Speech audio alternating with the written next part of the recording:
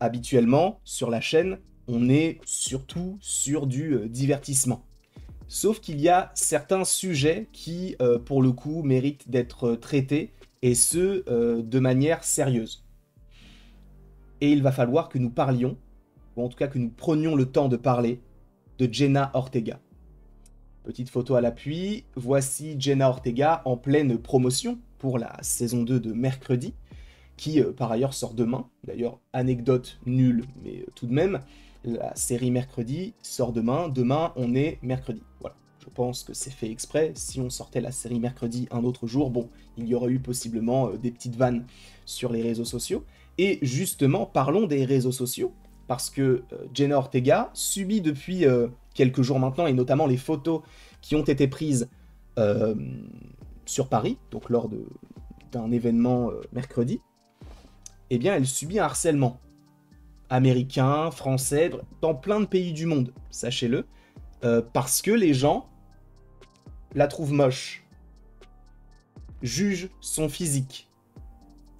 On en est là, encore, en 2025. C'est fou quand même. C'est fou. Jenna Ortega est une très bonne actrice. C'est vrai que je trouve qu'elle joue souvent les mêmes rôles, tu vois, de la fille un peu antipathique, qui est dans son coin mais qui est sûre d'elle. Ça avait été le cas dans Scream, ça avait été le cas dans, pour le coup, Mercredi. Ça a aussi été le cas du côté de Beetlejuice. Et personnellement, je trouve que son jeu est très bon, même si j'aimerais la voir dans un autre registre. Mais il y a une différence entre juger le jeu d'une actrice et juger le physique de quelqu'un. Et pour le coup, sur Twitter notamment, mais je pense que ça touche tous les réseaux sociaux, beaucoup de gens commencent justement à dire qu'elle est devenue moche. Avant, elle était super mignonne, super belle, etc. Et on est notamment tombé sur cette photo-là, ou en tout cas ce tweet-là, qui, vous le voyez, a fait 51 millions de vues sur Twitter, avec 392 000 likes. Où en gros, on compare le physique de Jenna Ortega lorsqu'elle était un peu plus jeune, voire beaucoup plus jeune, et on va y revenir, à aujourd'hui. D'accord? Sauf qu'il y a évidemment plusieurs critères à prendre en compte par rapport à déjà ce jugement qui n'a aucun sens.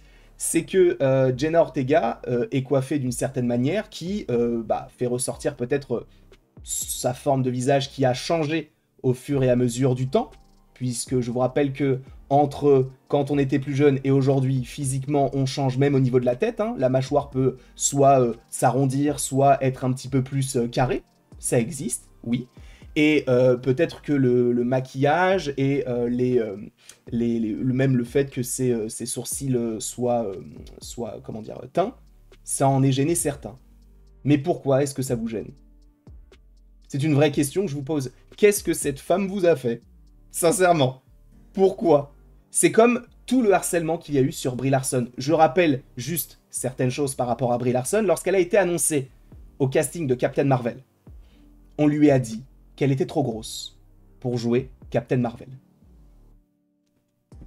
Premièrement, même si c'était le cas, qu'est-ce que ça ferait? Et deuxièmement, ça la trigger. C'est-à-dire que elle est rentrée supposément dans une phase dépressionnaire, à tel point qu'elle a voulu plaire à tout le monde. Ou en tout cas, pas plaire à tout le monde, mais plaire aux gens qui la critiquaient. Donc elle a commencé à perdre du poids. Sauf que quand elle a commencé à perdre du poids, les mêmes gens qui disaient qu'elle était trop grosse, lui ont dit qu'elle était trop maigre pour jouer Captain Marvel. Donc à un moment donné, arrêtez de juger le physique. À la limite que tu juges le jeu de l'actrice ou de l'acteur. Parce que tu te dis, ah là, je suis pas forcément fan de l'acteur. Ok, ça se comprend. C'est une critique constructive, tu expliques pourquoi. Juger le physique, on en est où? On est en 2025, encore une fois. Et là, en fait, là où c'est encore plus grave, c'est que justement, sur cette photo comparative, Chris, je ne m'en souviens plus, bref, cette photo qui compare donc une Jenna Ortega plus jeune et celle d'aujourd'hui, sachez que 7 ans séparent ces deux photos. 7 ans. D'accord? Jenna Ortega est née en 2002. D'accord? Tu commences à faire les calculs? Elle est née en 2002. Sur la photo, donc pour la promotion de Mercredi, elle a 22 ou 23 ans. D'accord? Sur la photo que vous voyez à gauche, donc là où on la trouve plus belle, ou en tout cas les gens la trouvent plus belle, elle a 16 ans.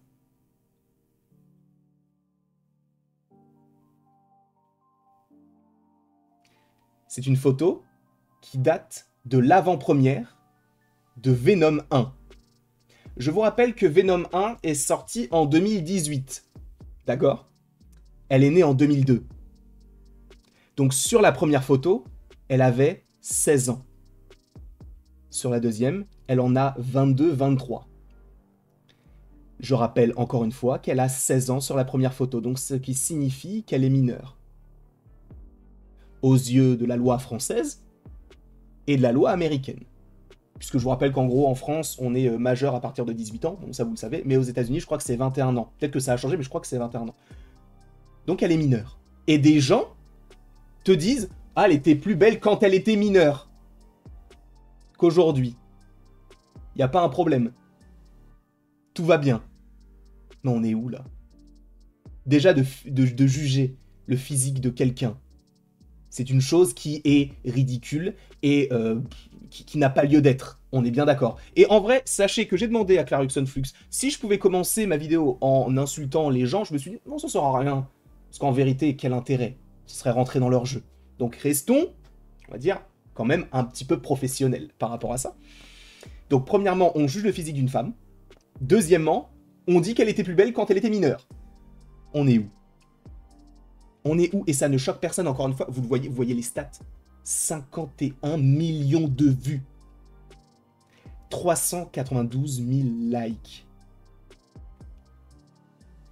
Tout ça parce qu'une actrice s'éteint les sourcils en blond, a un maquillage qui fait peut-être, oui, ressortir sa mâchoire, mais le maquillage fait que ça va aussi possiblement avec le thème de mercredi. Et... les gars, avec un G majuscule, hein, parce que je suppose qu'il y a majoritairement des hommes hein, qui vont commenter ce genre de choses. Hein. Des incels, parce que... Et d'ailleurs, rappelons aussi que... et on va revenir aussi du côté de Marvel, parce qu'on l'avait déjà évoqué avec Brie Larson. Vous savez, She-Hulk, c'est une série toute pourrie. On est bien d'accord. La série She-Hulk, elle est merdique. Enfin, elle est nulle. Mais, il y a un message derrière. Qui sont les méchants de She-Hulk? Les incels. Tout simplement. Les gens, les hommes qui vont cracher sur des femmes pour se sentir mieux. Pour se dire, ah ouais, eh ben tu sais quoi, elle, maintenant, elle est inférieure. Et, du coup, et ça les surestime. Enfin, ils se surestiment eux-mêmes pour eux. C'est un groupe qui existe et c'est ce que dénonce She-Hulk. She-Hulk, dans toute la série, elle ne fait que le bien, elle ne se fait que critiquer. Soit parce que c'est une femme, soit parce qu'elle est trop grande, soit parce qu'elle est verte, soit parce que si, soit parce que ça. Il y a toujours une raison. Et même si on peut tout dire de négatif sur She-Hulk parce que c'est une série toute pourrie, le message derrière est très important et pour moi, c'est peut-être c'est le seul point négatif en fait, positif pardon, de la série. Tout le reste, c'est négatif. Mais ça, c'est le seul point positif. Et c'est accurate. Il y a des gens qui vont dire « Mais qu'est-ce que tu racontes? N'importe quoi. » Les gars, juste renseignez-vous. Renseignez-vous, par pitié. Déjà, rien que de voir ce tweet-là, à faire ces stats-là, vous devriez prendre conscience de quelque chose. Pour ceux qui se diraient que ça n'existe pas, vous ne pouvez pas nier que ça existe. Vous ne pouvez pas. Bref, je ne sais pas ce que vous en pensez. Moi, je trouve ça juste ignoble. Je comprends pas. Mais bref. En tout cas, merci beaucoup d'avoir été jusque-là. N'hésitez donc pas à me donner votre avis dans les commentaires. N'hésitez pas à aimer, partager, vous abonner. Enfin, on s'en fout de ça. Mais bref. À la prochaine pour la prochaine et des bisous.